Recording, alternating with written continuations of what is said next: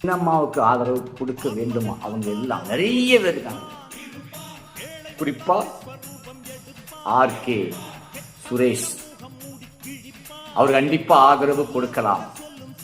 ஆனால் இசக்கிராஜா தேவன் போட்டியிடும் போது அவர் கண்டிப்பாக போன் பண்ணி பேசினால்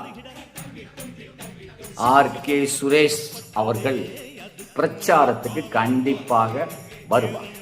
ஏன்னு கேட்டீங்கன்னா அவரும் ஒரு சமுதாயத்துக்காக சமுதாய பற்றாளர்.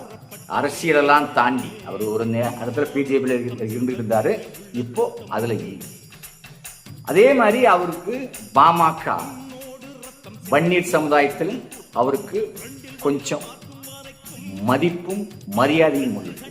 ஏன்னா காடுவெட்டி என்கின்ற ஒரு படத்திலே காடுவெட்டி குருவோட கேரக்டர்ல கதாநாயகனாக களம் காட்டார்.